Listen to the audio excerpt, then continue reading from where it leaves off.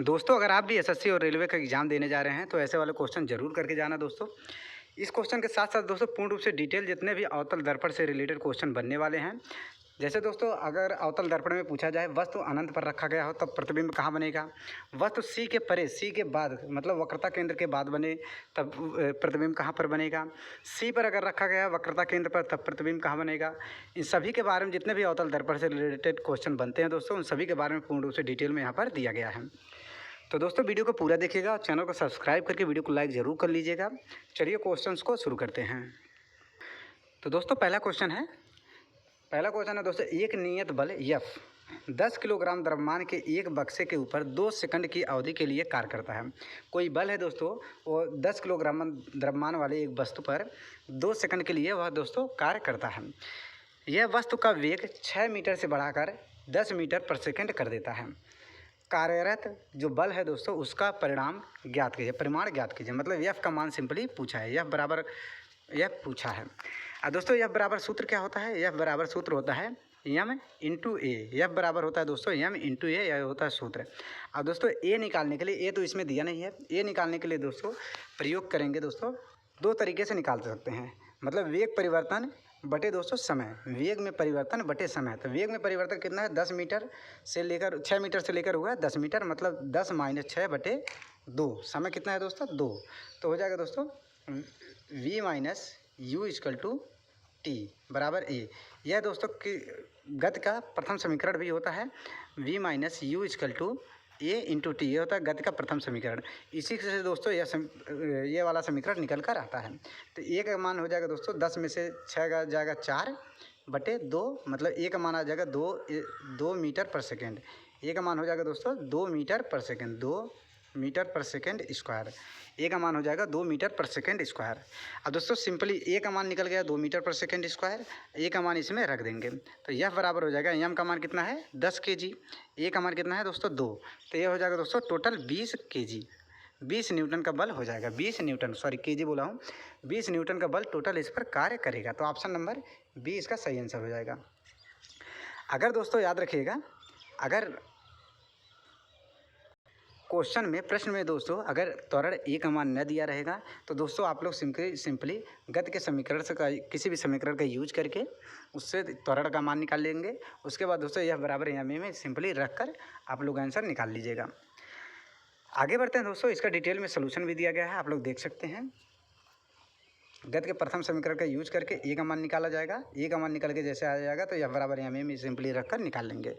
आगे बढ़ते हैं, बहुत ही इंपॉर्टेंट क्वेश्चन है दोस्तों, वेरी इंपॉर्टेंट क्वेश्चन है दोस्तों। संतुलित अपक्रिया, 2 एल्युमिनियम है दोस्तों, एल्युमिनियम का रिएक्शन कराया जाता है 3 क्लोरीन से, तो दोस्तों यह बन जाता है एल्युमिनियम क्लोराइड बन जाता है। तो क्वेश्चन में पूछा गया है कि एल्युमिनियम से एल्युमिनियम क्लोराइड का ग्राम अणु अनुपात, यह दोस्तों याद रखिएगा ग्राम अणु अनुपात पूछा है, यह दोस्तों ध्यान रखिएगा क्या पूछा गया, ग्राम अणु अनुपात एल्युमिनियम से एल्युमिनियम क्लोराइड। मतलब दोस्तों एल्युमिनियम, इसमें एल्युमिनियम कितना है दोस्तों 2 है, एल्युमिनियम कितना है 2 है।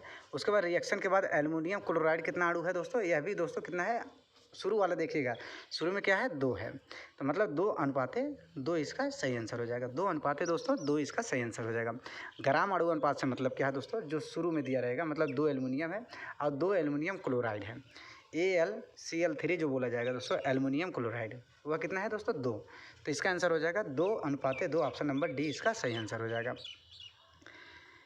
दोस्तों यहाँ से और क्वेश्चन याद रखिएगा, इस क्वेश्चन को साइड में रखिए, क्वेश्चन याद रखिए दोस्तों। आणविक द्रव्यमान से रिलेटेड बहुत सारे क्वेश्चन बनते हैं, आणविक द्रव्यमान से रिलेटेड दोस्तों बहुत सारे क्वेश्चन बनते हैं।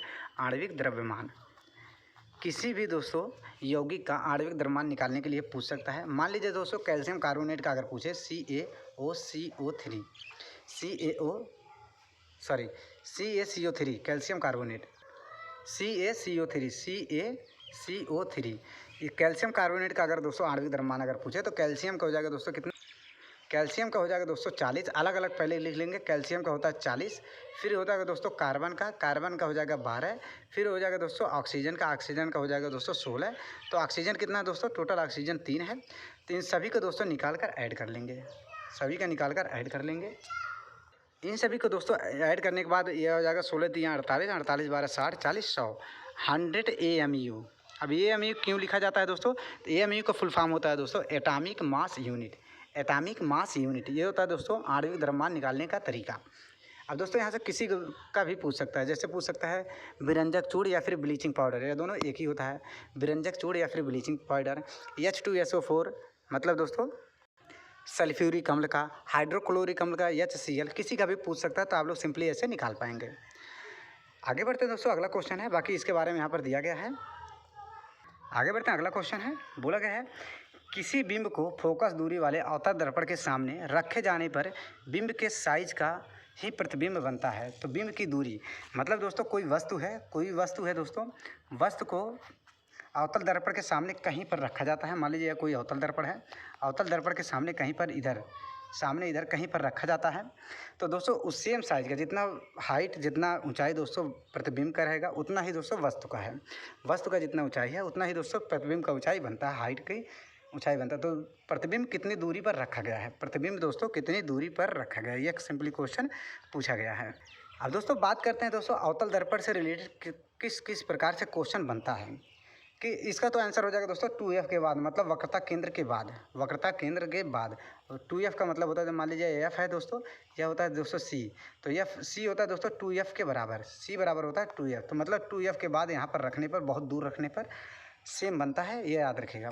बाकी दोस्तों अवतल दर्पण से रिलेटेड अगर मान लीजिए सी के थोड़ा सा दूर रखें, या फिर वक्रता केंद्र पर रखें, या फिर वक्रता केंद्र और फोकस के बीच में रखें, या फिर दोस्तों फोकस पर रखें, या फिर फोकस के बाद रखें, फोकस के पहले रखें, चाहे जहाँ पर वस्तु को रखने पर कैसा प्रतिबिंब बनता है, उन सभी के बारे में पूर्ण रूप से डिटेल में विद डायग्राम के साथ आइए समझते हैं।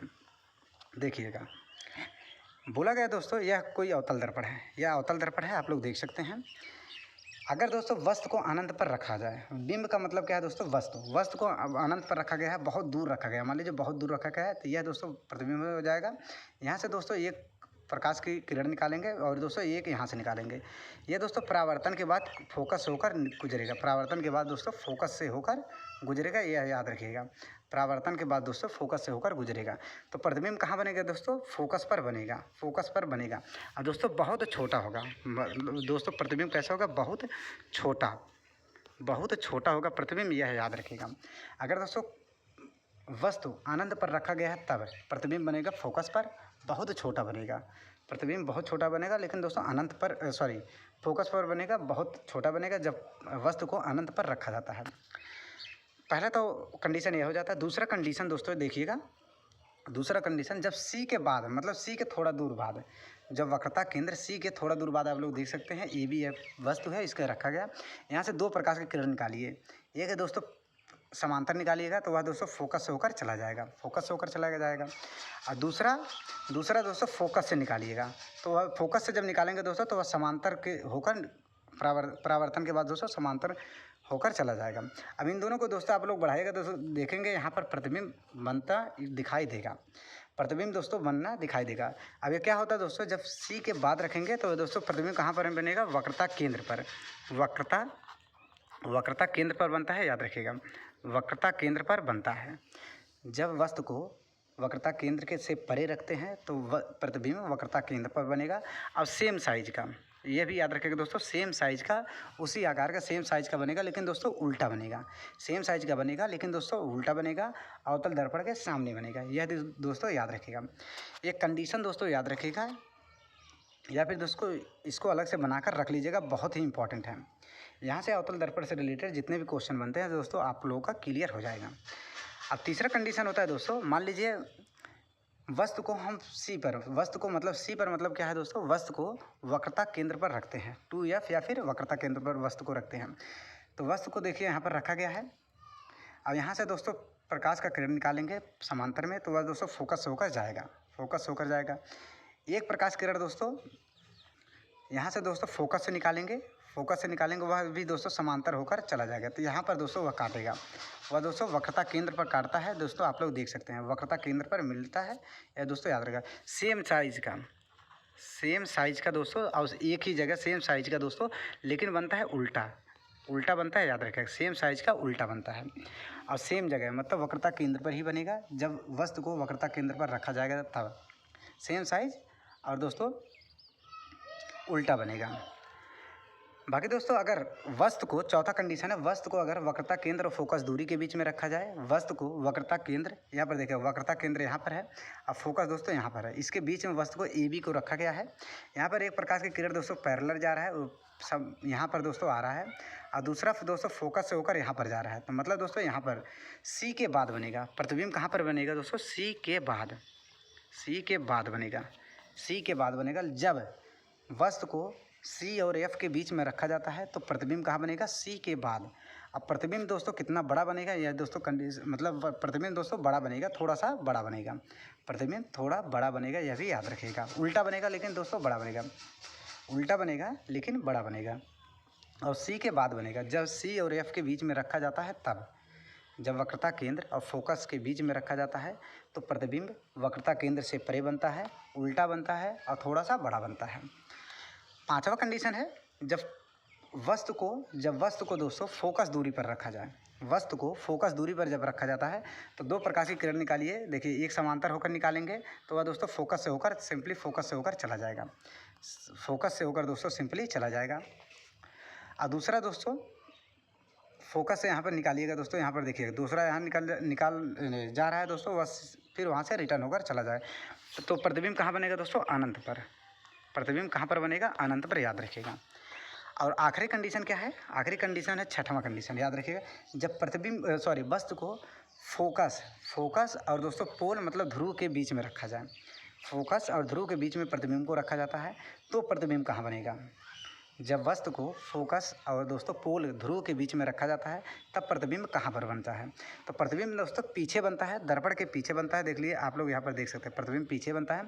प्रतिबिंब बड़ा भी बनता है, बड़ा बनता है, पीछे बनता है दोस्तों, आभासी प्रतिबिंब बनता है, आभासी प्रतिबिंब बनता है, याद रखिएगा। बड़ा बनता है, आभासी प्रतिबिंब बनता है, इसको याद रखिएगा जब वस्तु को पोल और फोकस के बीच में रखा जाता है। यहाँ पर दोस्तों जितने भी अवतल दर्पण से रिलेटेड प्रतिबिंब वाले क्वेश्चन हैं सभी के सभी यहाँ पर पूर्ण रूप से डिटेल में क्लियर हो गया होगा। अगर दोस्तों अब भी आप लोगों को डाउट लग रहा हो तो आप लोग दोस्तों कमेंट बॉक्स में निसंदेह पूछ सकते हैं, उसका दोस्तों पूर्ण रूप से निवारण किया जाएगा। आगे बढ़ते हैं, अगला क्वेश्चन बहुत ही इंपॉर्टेंट क्वेश्चन है दोस्तों। देखिए ये क्वेश्चन बोला गया, निम्नलिखित में से कौन सा पदार्थ ऐसा है जो पर्यावरण में प्राकृतिक रूप से विघटित होने में सबसे अधिक समय लेगा। इनमें से पूछा गया है। वैसे दोस्तों सबसे अधिक समय कौन सा लेता है, तो प्लास्टिक और दोस्तों कांच, प्लास्टिक और दोस्तों कांच मतलब ग्लास, यह दोनों दोस्तों पर्यावरण के लिए बहुत ही नुकसानदायक है, इसको याद रखिएगा। प्लास्टिक और कांच बहुत ही नुकसानदायक है। लेकिन अगर दोस्तों इनमें से अगर पूछे तो सबसे ज़्यादा समय इनमें से कौन सा लेगा, तो हो जाएगा दोस्तों चमड़ा। ऑप्शन नंबर सी इसका सही आंसर हो जाएगा, चमड़ा। इनमें से गत्ता हो जाएगा दोस्तों आसानी से, गत्ते का जो बॉक्स होता है कागज़ का वह दोस्तों आसानी से घुल जाता है, पत्तियाँ दोस्तों आराम से सड़ जाती है और कागज़ भी आराम से दोस्तों डिकम्पोज हो जाता है। लेकिन चमड़े को गलने के लिए दोस्तों बहुत ज़्यादा टाइम, महीनों लग जाता है, कभी कभी दोस्तों साल भी लग जाता है, ये याद रखिएगा। बाकी दोस्तों ईजिली आसानी से दोस्तों प्लास्टिक और कांच आसानी से टूटते नहीं है, ये भी याद रखिएगा। बाकी इसके बारे में यहाँ पर नीचे लिखा गया है, आप लोग देख सकते हैं। आगे बढ़ते हैं, अगला क्वेश्चन है, जब एक एकल अभिकारक सरल उत्पादों में टूट जाता है तो किस प्रकार की प्रतिक्रिया होती है। मान लीजिए दोस्तों कोई अभिकारक है ए बी है, रिएक्शन के बाद दोस्तों ए में टूट गया और दोस्तों बी में टूट गया, तो इस अपक्रिया को क्या कहा जाता है दोस्तों, इसको अपघटन अपक्रिया बोला जाता है, अपघटन अपक्रिया इसको बोला जाता है। कोई अभिकारक है, एक अभिकारक दोस्तों ए बी है, ये रिएक्शन के बाद दोस्तों ए में और दोस्तों बी में टूट गया है, तो इस रिएक्शन को क्या बोला जाता है, तो इसको अपघटन बोला जाता है। विस्थापन अपक्रिया क्या होता है दोस्तों, मान लीजिए दो यौगिक है, ए बी है प्लस बी सी है, यह रिएक्शन के बाद दोस्तों मान लीजिए ए बी और सी बन गया और लास्ट में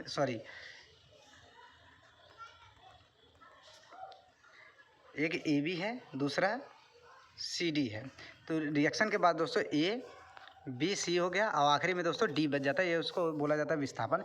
और दोहरी विस्थापन अपक्रिया क्या होता है, दोहरी विस्थापन अपक्रिया में दोस्तों ए सी के साथ और बी डी के साथ हो जाता है। दोहरी विस्थापन अपक्रिया में ए हो जाता है सी के साथ, बी हो जाता है दोस्तों डी के साथ। और संयोजन अपक्रिया क्या होता है, संयोजन अपक्रिया होता है दोस्तों ए अलग है बी अलग है, ये रिएक्शन के बाद दोस्तों रिएक्शन के बाद क्या हो जाता है, रिएक्शन के बाद दोनों ए बी हो जाते हैं, मतलब दोनों एक साथ हो जाते हैं, इसको बोला जाता है संयोजन अपक्रिया। और दोस्तों दोहरी विस्थापन अपक्रिया होता है दोस्तों ए का सी के साथ, बी का डी के साथ। यह सिंपली होता है, आप लोग रिएक्शन के फॉर्म में आप लोग देखे होंगे।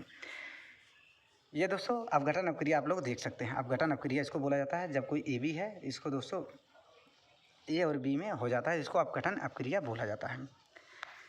आगे बढ़ते हैं, बहुत इंपॉर्टेंट क्वेश्चन है।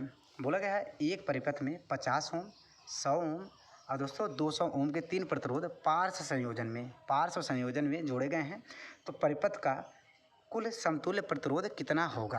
परिपथ का कुल समतुल्य प्रतिरोध कितना होगा?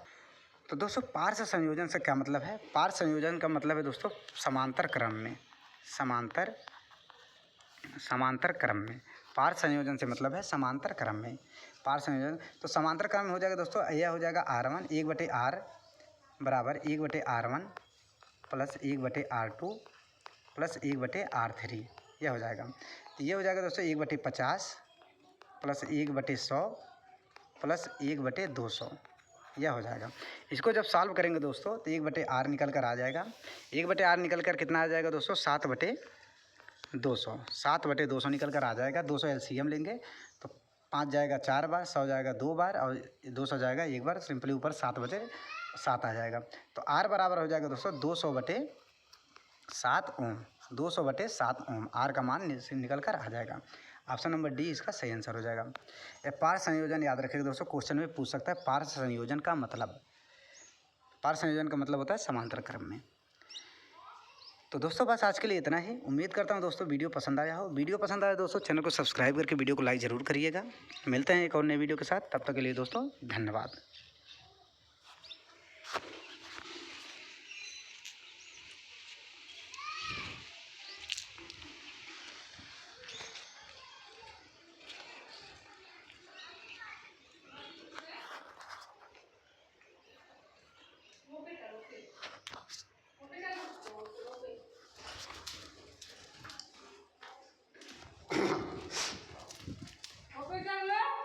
क्या खाते हैं? अरे चाउमीन खेला, फुल्की नहीं खाता था ना? फुल्कियों खाई ले।